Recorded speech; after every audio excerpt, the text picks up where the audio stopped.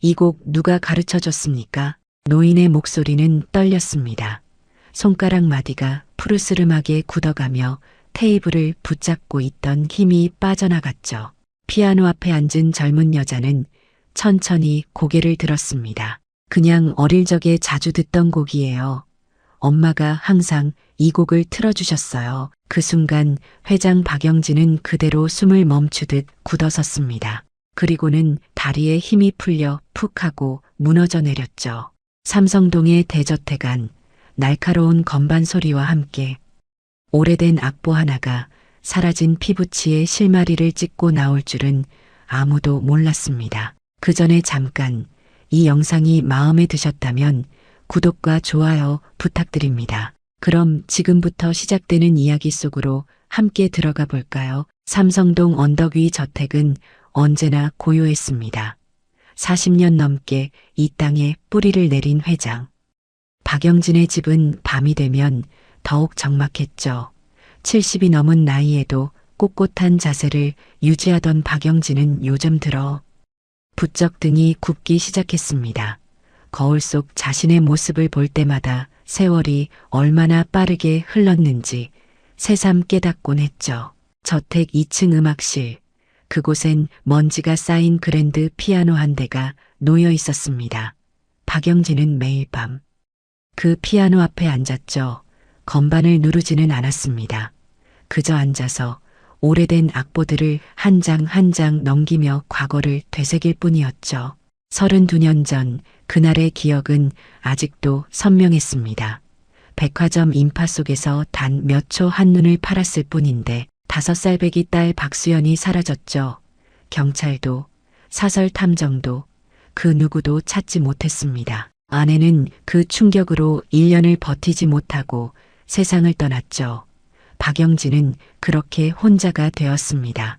사업은 승승장구했지만 집안은 텅 비었죠. 조카들이 가끔 찾아왔지만 그들의 눈빛에선 재산에 대한 기대만 보였습니다. 박영진은 그들을 멀리했죠. 차라리 혼자가 편했습니다. 회장님, 식사 준비됐습니다. 집사 김태수가 조심스레 문을 두드렸습니다. 50대 중반의 김태수는 20년 넘게 박영진을 모셔온 충직한 사람이었죠. 박영진은 천천히 자리에서 일어났습니다. 알겠네. 지금 내려가겠네. 식탁에 혼자 앉아 식사를 하는 동안 박영진은 텅 빈 의자들을 바라봤습니다. 한때는 웃음소리로 가득했던 이 공간이 이제는 너무나 조용했죠. 숟가락이 그릇에 부딪히는 소리만이 정막을 깼습니다. 회장님, 김태수가 조심스럽게 입을 열었습니다. 요즘 많이 우울해 보이십니다. 혹시 피아노 레슨은 어떠실까요? 박영진은 고개를 들어 김태수를 봤죠. 피아노 레슨이라니. 내가 이 나이에 무슨 젊은 선생님 한 분을 알고 있습니다. 음대를 나왔고 실력도 출중하죠. 회장님께서 예전에 피아노를 좋아하셨던 걸 기억합니다. 박영진은 잠시 생각에 잠겼습니다. 딸 수연이에게 피아노를 가르쳐 주던 시절이 떠올랐죠. 수연이는 재능이 있었습니다. 5살밖에 안 됐는데도 쇼팽의 녹턴을 흥얼거릴 정도였죠. 그래, 한번 만나보지 뭐. 박영진은 담담하게 대답했습니다. 김태수의 얼굴에 안도의 표정이 스쳤죠. 사흘 후 저택 현관 앞에 젊은 여자가 섰습니다. 20대 후반으로 보이는 그녀는 단정한 흰색 블라우스에 검은색 치마를 입고 있었죠. 김태수가 그녀를 안내했습니다. 회장님, 정민아 선생님 오셨습니다. 박영진은 응접실에서 그녀를 맞이했습니다. 정민아가 공손히 인사했죠. 안녕하세요. 정민아입니다. 잘 부탁드립니다. 박영진은 그녀를 물끄러미 바라봤습니다. 순간 가슴이 철렁했죠. 정민아의 눈매가 어딘가 낯익었습니다. 하지만 박영진은 그 감정을 애써 눌렀죠. 30년이 넘도록 딸을 찾지 못한 자신이 이제는 환각까지 보는 건가 싶었습니다. 앉으시게. 박영진의 목소리는 낮고 차가웠습니다. 정민아는 조심스럽게 자리에 앉았죠. 김태수가 차를 내왔습니다. 어디서 피아노를 배웠나? 한국예술종합학교를 나왔습니다. 졸업 후 몇 년간 개인 레슨을 해왔죠. 정민아의 말투는 차분했습니다. 박영진은 고개를 끄덕였죠. 그럼 당장 내일부터 시작하세. 매주 화요일 목요일 저녁 7시에 오면 되네. 첫 레슨이 시작된 날 박영진은 일부러 무심한 표정을 지었습니다. 2층 음악실로 올라가는 계단을 오르는 동안 심장이 이상하게 두근거렸죠. 30년 넘게 닫아뒀던 감정의 문이 조금씩 열리는 것 같았습니다. 정민아는 이미 피아노 앞에 앉아 있었습니다. 그녀는 건반 위에 손을 올려놓고 가만히 눈을 감고 있었죠. 박영진이 들어서자 정민아가 고개를 돌렸습니다. 회장님 오셨습니까? 시작하세. 박영진은 피아노 옆 소파에 앉았습니다. 정민아는 잠시 악보를 펼쳤죠. 슈베르트의 즉흥곡이었습니다. 먼저 제가 한 곡 연주해 드리겠습니다. 정민아의 손가락이 건반 위를 춤추기 시작했습니다. 음표 하나하나가 공기를 타고 흘러나왔죠. 박영진은 그 순간 숨을 죽였습니다. 정민아의 연주는 기교만 뛰어난 게 아니었습니다. 감정이 살아있었죠. 슬픔과 그리움, 희망이 뒤섞인 복잡한 감정이 음악에 녹아들었습니다. 곡이 끝나자 박영진은 한동안 말을 잇지 못했습니다. 정민아가 조심스럽게 물었죠. 어떠셨습니까? 좋았네. 박영진의 목소리는 약간 떨렸습니다. 자신도 모르게 눈가가 촉촉해졌죠. 박영진은 재빨리 손수건을 꺼내 눈가를 닦았습니다.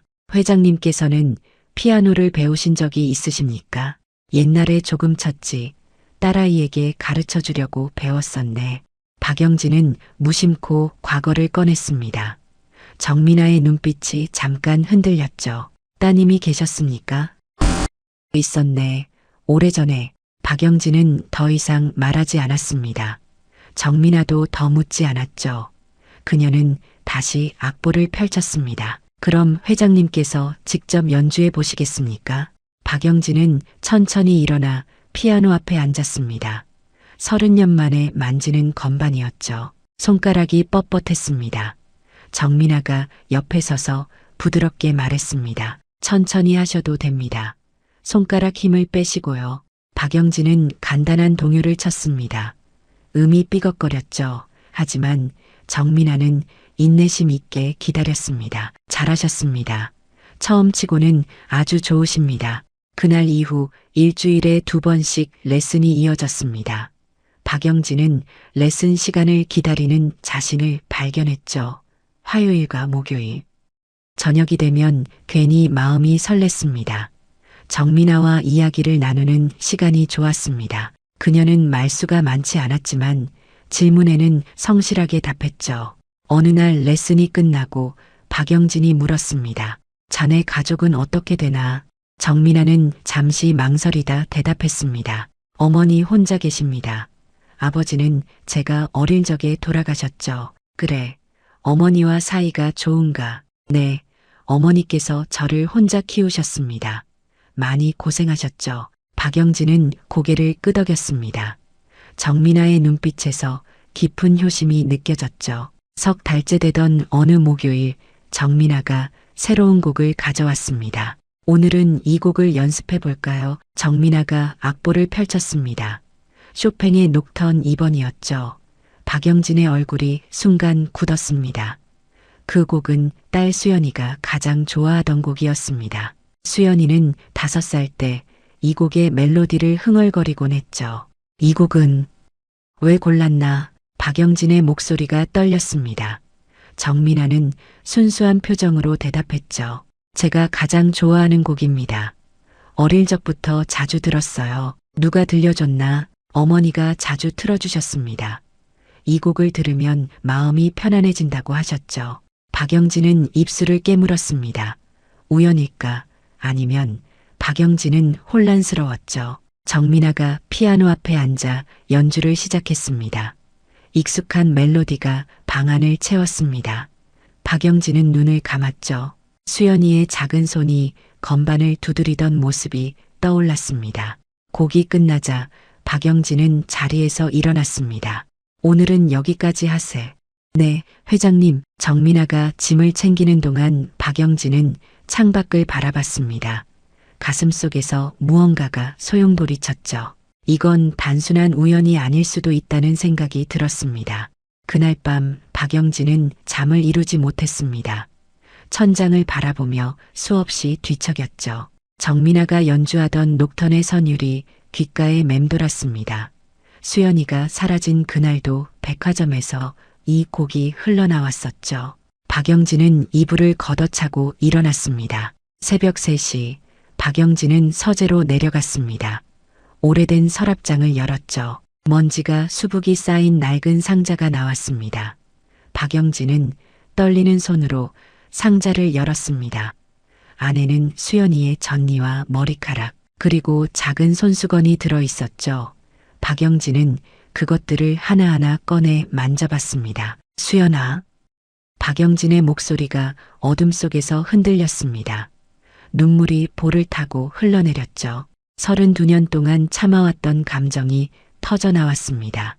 다음 날 아침 박영진은 김태수를 불렀습니다. 태수, 네, 회장님, 정민아 선생에 대해 알아봐주게.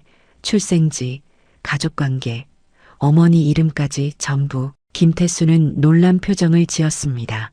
혹시 무슨 문제라도 그냥 알아봐주게. 조용히. 박영진의 목소리는 단호했습니다. 김태수는 더 묻지 않고 고개를 숙였죠. 일주일 후 김태수가 보고서를 가져왔습니다. 박영진은 손을 떨며 서류를 받았습니다. 정민아의 출생지는 부산이었습니다. 어머니 이름은 이순희, 호적상 아버지는 정재훈으로. 정민아가 3살 때 교통사고로 사망했다고 기록되어 있었죠. 박영진은 서류를 꼼꼼히 읽었습니다. 정민아는 일반 가정에서 자랐습니다. 어머니 이순희는 식당에서 일하며 딸을 키웠죠. 특별히 이상한 점은 없었습니다. 하지만 박영진의 의심은 사라지지 않았습니다. 태수, 이순희라는 사람을 직접 만나볼 수 있겠나? 회장님, 그건 너무... 부탁하네. 박영진의 눈빛은 간절했습니다. 김태수는 한숨을 쉬고 고개를 끄덕였죠. 그 주 레슨 날 박영진은 정민아를 유심히 관찰했습니다. 정민아가 웃을 때 입꼬리가 올라가는 모습, 눈썹을 찌푸릴 때의 표정, 손가락을 움직이는 습관까지 모든 것이 수연이를 닮은 것 같았습니다. 박영진은 가슴이 미어졌죠. 회장님, 괜찮으십니까? 정민아가 걱정스럽게 물었습니다. 박영진이 멍하니 허공을 바라보고 있었던 것이죠. 아, 미안하네. 생각이 좀 복잡해서. 무슨 일 있으시면 말씀하세요. 제가 도와드릴 수 있는 게 있다면. 정민아의 목소리는 따뜻했습니다. 박영진은 그녀를 바라봤죠. 물어보고 싶었습니다. 당신의 진짜 부모가 누구인지 아느냐고. 하지만 입이 떨어지지 않았습니다. 괜찮네. 계속하세. 레슨이 끝나고 정민아가 돌아간 후 박영진은 김태수를 다시 불렀습니다. 이순희를 만나봤나? 네, 회장님. 그런데 김태수의 표정이 어두웠습니다. 뭔가 이순희 씨가 양육자일 뿐 친어머니가 아닐 가능성이 있습니다. 부산 입양 기록을 조회해 봤는데 정민아 선생의 출생 기록이 석연치 않습니다. 박영진의 심장이 쿵쿵 뛰기 시작했습니다. 계속하게. 정민아 선생은 30이 아니라 32살입니다. 호적에 기재된 생년월일이 실제와 다를 수 있습니다. 이순희 씨는 당시 아이를 입양했다고 주변에 말했다고 하더군요. 박영진은 자리에서 벌떡 일어났습니다. 손이 부들부들 떨렸죠. 유전자 검사를 해야겠네. 회장님, 그건 신중하게. 수연이의 유전자 샘플이 아직 남아있네. 정민아의 샘플만 구하면 되지. 박영진의 목소리는 절박했습니다. 김태수는 고민하는 표정을 지었죠. 알겠습니다. 제가 조심스럽게 진행하겠습니다. 며칠 후 레슨이 끝나고 정민아가 쓰던 물컵을 김태수가 조심스럽게 회수했습니다. 박영진은 그것을 병원에 보냈죠. 결과가 나오기까지 2주가 걸린다고 했습니다. 기다리는 시간은 지옥이었습니다. 박영진은 밤마다 악몽에 시달렸습니다. 수연이가 자신을 부르는 꿈을 꿨죠. 하지만 아무리 달려가도 수연이는 점점 멀어졌습니다. 박영진은 식음을 전폐했습니다. 회장님, 식사라도 하셔야죠. 김태수가 걱정스럽게 말했습니다. 배가 안 고프네. 박영진은 창밖만 바라봤습니다. 정민아의 얼굴이 자꾸만 떠올랐죠. 만약 정말 수연이라면 어떻게 말해야 할까 박영진은 두려웠습니다. 딸이 자신을 용서해 줄까? 그날 손을 놓친 자신을 미워하지 않을까? 다음 레슨 날 박영진은 정민아 앞에서 평정심을 유지하려 애썼습니다. 하지만 손은 계속 떨렸죠. 정민아가 물었습니다. 회장님, 많이 편찮아 보이십니다. 병원에 가보셔야 하는 거 아닙니까? 괜찮네. 나이 들면 다 이러는 거지. 박영진은 억지로 웃었습니다. 정민아는 걱정스러운 눈빛으로 박영진을 바라봤습니다. 그 눈빛이 너무나 따뜻해서 박영진은 울컥했죠. 2주가 지나고 결과가 나왔습니다. 박영진은 김태수와 함께 서재에 앉아 있었죠. 김태수의 손에는 봉인된 봉투가 들려 있었습니다. 회장님, 여기 있습니다. 김태수가 조심스럽게 봉투를 건넸습니다. 박영진은 한참을 그 봉투를 바라만 봤습니다. 손을 뻗을 용기가 나지 않았죠. 김태수가 조용히 말했습니다. 제가 먼저 확인해 볼까요? 박영진은 고개를 저었습니다. 아니, 내가 직접 보겠네. 박영진은 떨리는 손으로 봉투를 뜯었습니다. 서류를 꺼내 펼쳤죠. 눈이 흐려서 글자가 잘 보이지 않았습니다. 박영진은 안경을 고쳐 썼습니다. 그리고 결과를 읽기 시작했죠. 친자관계 일치율 99.9%. 박영진의 목소리가 끊겼습니다. 서류가 손에서 미끄러졌죠. 김태수가 황급히 박영진을 부축했습니다. 회장님. 박영진은 그대로 의자에 주저앉았습니다. 눈물이 주르르 흘러내렸죠. 32년을 기다렸습니다. 매일 밤 기도했습니다. 수연이가 살아있기를, 언젠가 다시 만날 수 있기를. 그 기도가 이루어진 것이죠. 수연이가, 내 딸이 돌아왔네. 박영진은 얼굴을 두 손으로 감싸고 흐느꼈습니다. 70평생 참아왔던 감정이 터져나왔죠. 김태수도 눈시울을 붉혔습니다. 축하드립니다. 회장님. 박영진은 한참을 울었습니다. 진정된 후 박영진이 물었죠. 이걸 어떻게 말해야 할까? 정민아에게 어떻게 사실을 전해야 할까? 천천히 생각하십시오. 회장님, 급할 건 없습니다. 하지만 박영진은 초조했습니다. 32년을 기다렸는데 하루도 더 기다릴 수가 없었죠. 박영진은 다음 레슨 날까지 어떻게 시간을 보낼지 막막했습니다. 화요일이 되었습니다. 박영진은 평소보다 일찍 음악실로 올라갔습니다. 정민아가 오기 1시간 전이었죠. 박영진은 피아노 앞에 앉아 건반을 만졌습니다. 수연이에게 처음 피아노를 가르쳐주던 날이 떠올랐습니다. 아빠, 이 건반을 누르면 되는 거야. 그래, 우리 수연이 정말 똑똑하구나. 박영진은 그때의 수연이 목소리를 아직도 또렷이 기억했습니다. 맑고 귀여운 목소리였죠. 회장님, 정민아 선생님 오셨습니다. 김태수의 목소리에 박영진은 정신을 차렸습니다. 정민아가 문을 열고 들어왔죠. 안녕하세요, 회장님. 박영진은 정민아를 바라봤습니다. 이제는 확신을 가지고 볼 수 있었죠. 정민아의 모든 것이 수연이었습니다.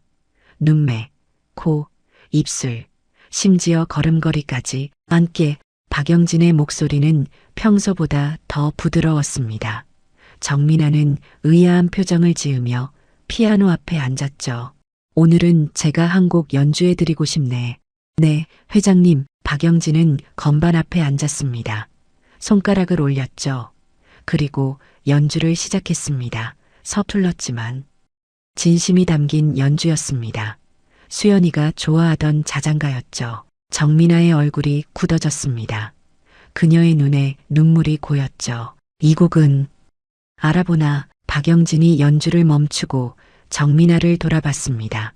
정민아는 떨리는 목소리로 말했습니다. 어릴 적에 들었던 것 같습니다. 누군가 불러주던.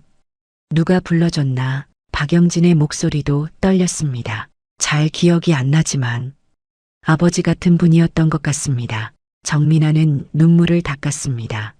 박영진은 자리에서 일어나 정민아에게 다가갔죠. 정민아, 네, 회장님, 자네 입양되었다는 사실을 알고 있나? 정민아의 얼굴이 새하얗게 변했습니다. 어떻게 그걸?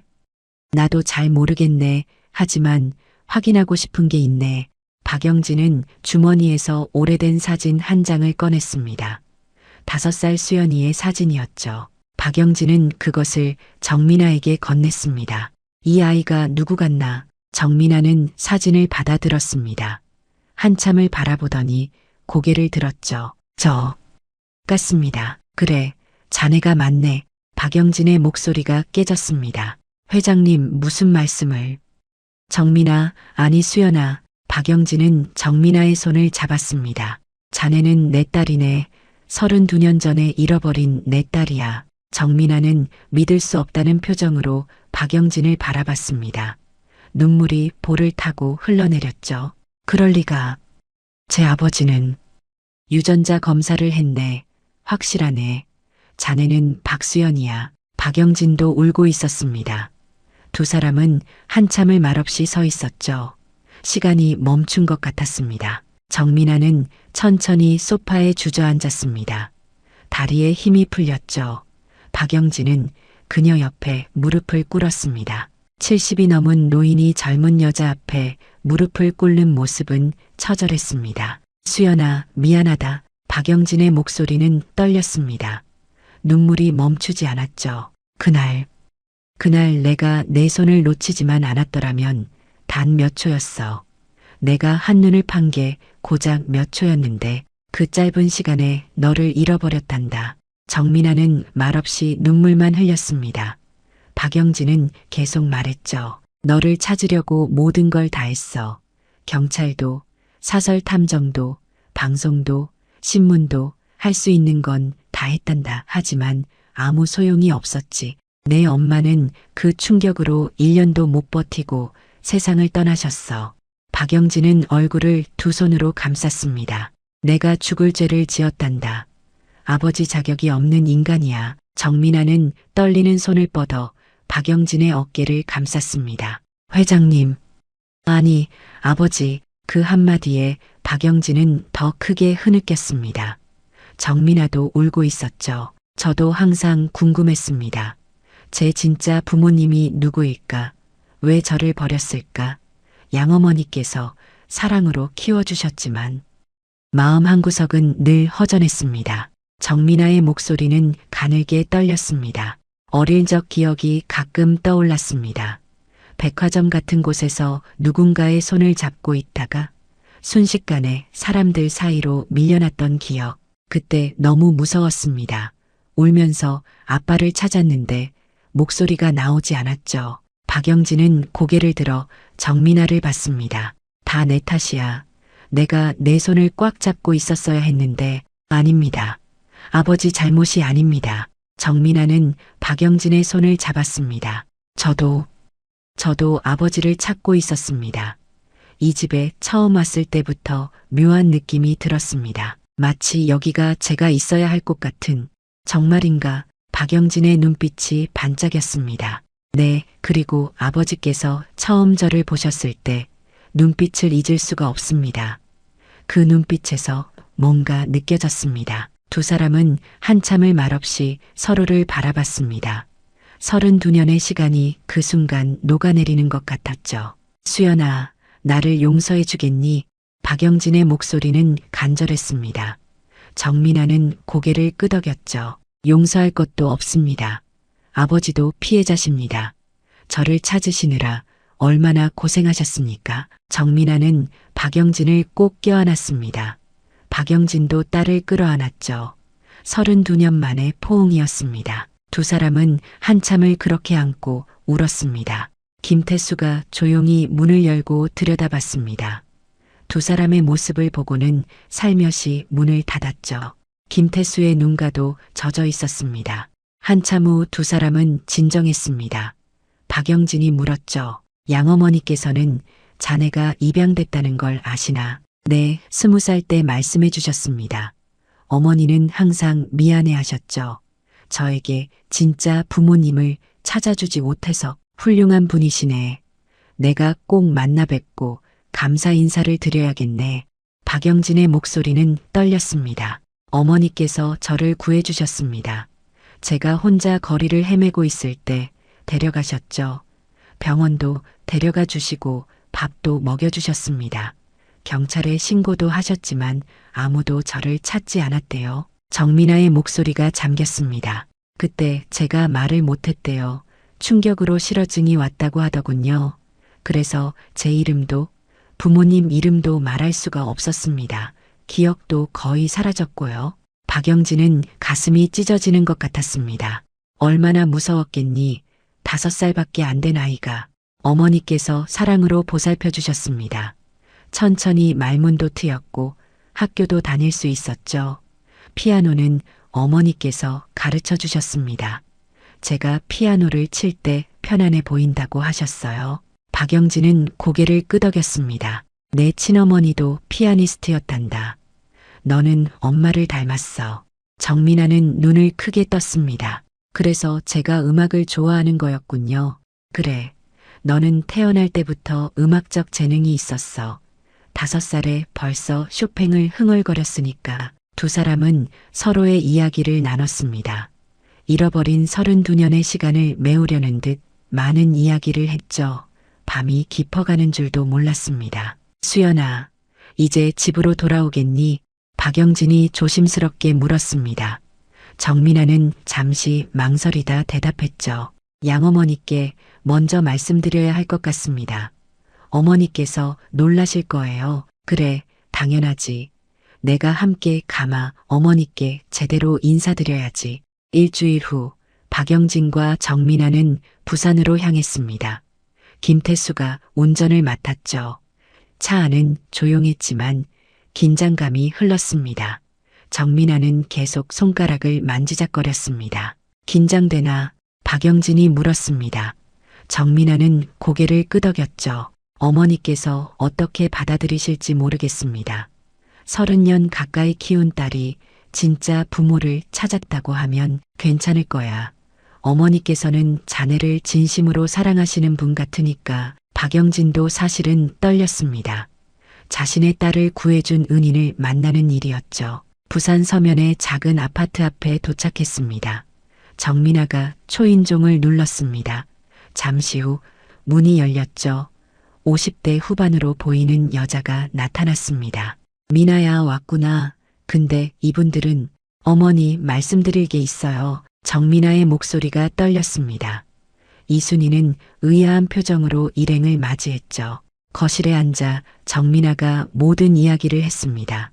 유전자 검사 결과까지. 이순희는 한참을 말없이 듣고 있었습니다. 눈물이 볼을 타고 흘러내렸죠. 그래. 드디어 진짜 아버지를 찾았구나. 이순희의 목소리는 떨렸습니다. 박영진이 자리에서 일어나 이순희 앞에 무릎을 꿇었죠. 어머님, 박영진은 깊이 고개를 숙였습니다. 제 딸을 살려주셔서 감사합니다. 키워주셔서 감사합니다. 평생 은혜를 잊지 않겠습니다. 이순희는 손사래를 쳤습니다. 아닙니다. 일어나세요. 제가 당연히 해야 할 일을 했을 뿐입니다. 아닙니다. 어머님께서 아니었다면 수연이는 어떻게 됐을지 모릅니다. 박영진은 눈물을 흘렸습니다. 이순희도 울고 있었죠. 미나가 얼마나 착한 아이인데요. 제 삶의 빛이었습니다. 저도 압니다. 수연이를 훌륭하게 키워주셔서 진심으로 감사드립니다. 정민아는 두 사람을 번갈아 보며 울었습니다. 자신을 사랑해준 두 부모님이 서로를 존중하는 모습이 감동적이었죠. 어머니, 정민아가 이순희의 손을 잡았습니다. 어머니는 제 진짜 어머니입니다. 이건 절대 변하지 않아요. 이순희는 정민아를 꼭 껴안았습니다. 고맙구나, 미나야. 박영진도 두 사람을 바라보며 미소 지었습니다. 복잡한 감정이 교차했지만 감사함이 더 컸죠. 그날 저녁 세 사람은 올해 이야기를 나눴습니다. 정민아의 어린 시절 이야기, 박영진의 수연이 찾기 여정, 이순희의 희생, 모든 것이 한데 어우러졌습니다. 이제 미나는 어떻게 할 거니? 이순희가 물었습니다. 정민아는 박영진과 이순희를 번갈아 봤죠. 두 분 모두 제 부모님입니다. 저는 두 분 사이를 오가며 살고 싶습니다. 박영진은 고개를 끄덕였습니다. 좋은 생각이네. 어머님께서도 괜찮으시겠습니까? 물론입니다. 미나 행복이 제일 중요하죠. 이순희는 미소 지었습니다. 박영진은 주머니에서 봉투 하나를 꺼냈죠. 어머님, 이건 작은 마음입니다. 받아주십시오. 아닙니다. 전 돈 때문에 미나를 키운 게 아닙니다. 이순희는 손사래를 쳤습니다. 박영진은 간곡하게 말했죠. 압니다. 하지만 그동안 고생하신 것에 대한 보답입니다. 제 마음이니 꼭 받아주십시오. 정민아가 이순희의 손을 잡았습니다. 어머니, 받으세요. 아버지 마음입니다. 이순희는 결국 고개를 끄덕였습니다. 석 달이 흘렀습니다. 박영진은 회사 경영에서 물러났습니다. 70이 넘은 나이에 이제는 쉴 때가 됐다고 판단했죠. 전 재산을 정민아에게 상속했습니다. 조카들이 반발했지만 박영진은 단호했습니다. 수연이는 내 친딸이네. 당연히 받을 권리가 있지. 정민아는 처음에는 거부했습니다. 아버지, 전 돈이 필요 없습니다. 아버지와 함께 있는 것만으로도 충분합니다. 받아라. 이건 내 권리야. 그리고 우리 함께 의미 있는 일을 해보자. 박영진의 제안으로 두 사람은 음악재단을 설립했습니다. 가난한 아이들에게 무료로 피아노를 가르쳐주는 재단이었죠. 이순희도 부산 지부를 맡아 함께 일했습니다. 재단 개원식 날 많은 아이들이 모였습니다. 박영진과 정민아는 나란히 피아노 앞에 앉았죠. 두 사람은 함께 연주를 시작했습니다. 쇼팽의 녹턴이었습니다. 아이들은 숨죽이며 들었습니다. 곡이 끝나자 박영진은 정민아를 돌아봤습니다. 정민아도 아버지를 봤죠. 두 사람은 미소 지었습니다. 32년의 공백이 채워지는 순간이었습니다. 아빠 사랑해요. 정민아가 작게 속삭였습니다. 박영진은 딸의 손을 꼭 잡았죠. 나도 사랑한다. 수연아. 음악실 창문으로 햇살이 쏟아져 들어왔습니다. 피아노 건반 위로 빛이 반짝였죠. 두 사람의 그림자가 하나로 겹쳐졌습니다. 잃어버렸던 시간은 돌아오지 않지만 이제 새로운 시작이었습니다. 음악으로 이어진 부녀의 인연은 앞으로도 계속될 것이었죠. 재단 아이들의 웃음소리가 울려 퍼졌습니다. 박영진은 그 소리를 들으며 생각했습니다. 인생은 때로 잔인하지만 기적도 일어난다고, 포기하지 않으면 언젠가는 잃어버린 것을 찾을 수 있다고. 정민아는 다시 건반 위에 손을 올렸습니다. 아이들을 위한 연주가 시작됐죠. 박영진은 딸의 옆에 앉아 함께 연주했습니다. 서툴렀지만 행복했습니다. 이제 더 이상 혼자가 아니었으니까요. 저택 음악실의 그랜드 피아노는 이제 더 이상 먼지가 쌓이지 않았습니다. 매일 아름다운 선율로 가득 찼죠. 그 소리는 삼성동 언덕을 넘어 멀리까지 퍼져나갔습니다. 잃어버린 시간을 되찾은 부녀의 행복한 하루하루를 세상에 알리는 것 같았습니다. 오늘 이야기를 들어주셔서 감사합니다. 영상 보시고 느끼신 감정 댓글로 함께 나눠주세요. 여러분의 한마디가 누군가에겐 큰 위로가 될 수 있습니다. 영상이 마음에 드셨다면 구독과 좋아요, 응원 부탁드립니다. 오늘도 귀한 시간 내어주시고 끝까지 시청해주신 구독자, 시청자 여러분 진심으로 감사드립니다. 항상 건강하세요.